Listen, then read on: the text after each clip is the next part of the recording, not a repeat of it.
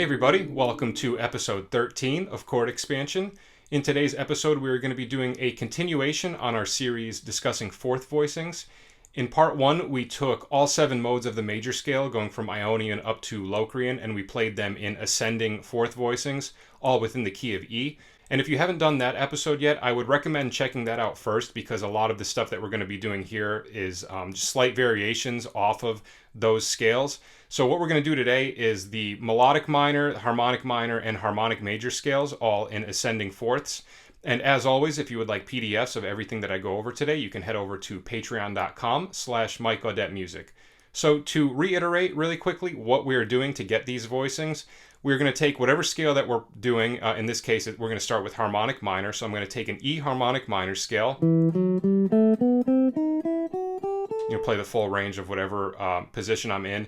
And what we're going to do is we're going to stack fourths within this scale until we get a 4-note chord, and then we're going to run it all the way up and down the neck within the scale that we're playing. So what I mean by that is if we're doing E Harmonic Minor, we're going to start on the E note, then we're going to go to the 4th note of the scale, 1, 2, 3, 4, so E to A, then another 4th, 1, 2, 3, 4, E, A, D sharp, and then one more 4th above the D sharp, 1, 2, 3, 4, so we get this chord. E, A, D sharp, G. All right, and I love doing these in the key of E because then I can play the open E string and hear what these different voicings sound like against a bass note, because you get some really fascinating tonalities within these voicings. So if we take this voicing and we run it through the entire harmonic minor scale ascending through the neck, we'll get this.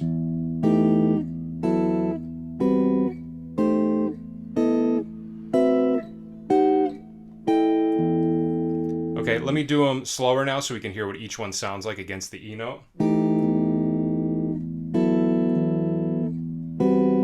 like that one a lot. That third one is really pretty.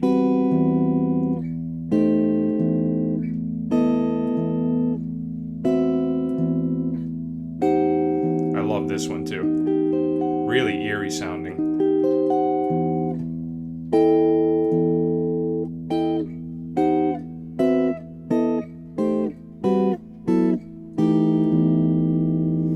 Okay, so now if we want to take that same idea but do it with melodic minor, a lot of these voicings are going to stay the same. The main difference is that we're switching from C natural to C sharp, right? Because a melodic minor is a minor scale with a natural 6 and a natural 7, and harmonic minor is a minor scale with only a raised 7, right? It has the flatted 6, where melodic minor has a natural 6.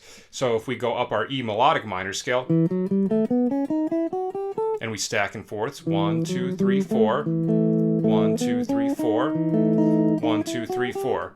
So it starts with actually the same voicing. There's going to be a couple of voicings that are the same within harmonic and melodic minor, but any voicing that had that C sharp in it, it's going to get lowered to C, and those are going to be the ones that differentiate themselves. So if we ascend this voicing through in melodic minor, we'll get this.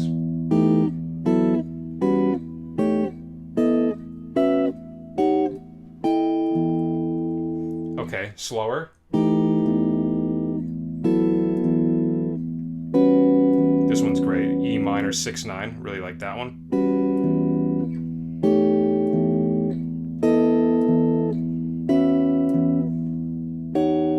I love this, the last one starting on the 7th. It's actually an E flat dominant 7 sharp 9 chord. It's like the Jimi Hendrix chord. But in this case, it's functioning as E melodic minor, the 7th, 4th voicing of the E melodic minor scale, which is really cool.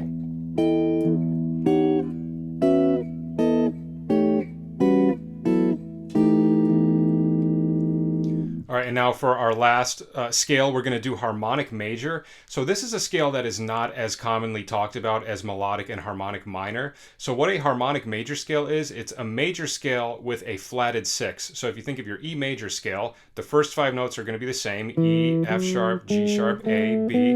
But then instead of C sharp, we're going to have C natural, and then D sharp and E. So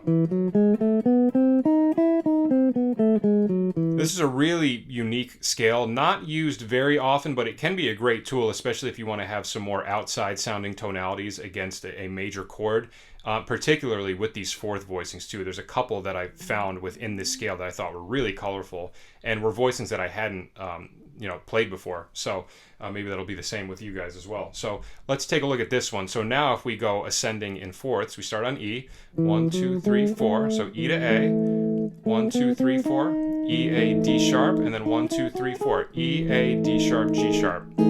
Same as our first fourth voicing for the Ionian mode, the major scale, which there will be some overlap within that as well, right? Because they're very closely related. So that's our first one. Now if we run that through the rest of the harmonic major scale, we get this.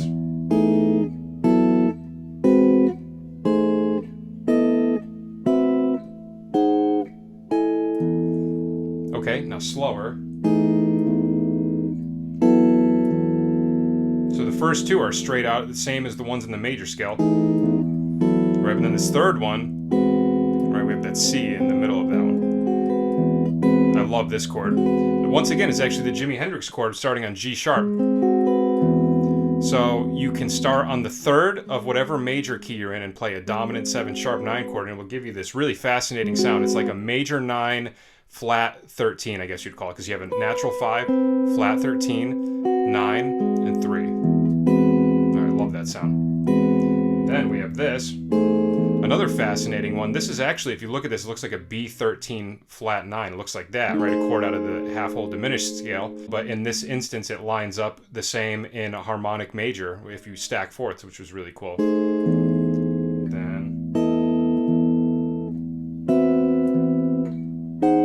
I love this one. Once again, the last one. This one we actually talked about in our major 7 sharp 5 episode. I believe we did. This is a major 7 sharp 5 with a 9 on top. Pretty voicing. And then back to the first one. So.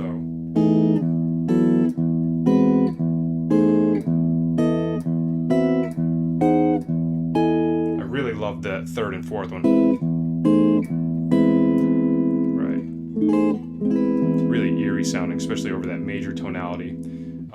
So that is it. That is our episode for this week. We covered those 3 scales in addition to the 7 modes that I said from the previous episode. And I would recommend trying to get as comfortable as you can doing this in as many different keys as possible. And we started on the 4th string up to the 1st string. Eventually, I will also do episodes that cover the 5th to the 2nd string as well. And the goal is to really be able to play all of these on any strings and any position on the neck. But obviously that takes a long time. I'm still working on that to this day, and that's one of the great things about making these videos. It gives me reason to keep practicing these things and making sure that I'm on top of them. So that is our episode for this week. Thank you for watching, and I hope you learned something. And as always, if you would like PDFs of everything that I went over with the additional episodes as well, you can head over to patreon.com/MikeAudetteMusic, or if you would like to just make a donation, you can go to paypal.me/MikeAudetteMusic. Thank you for watching, and I will see you at the next episode. Take care.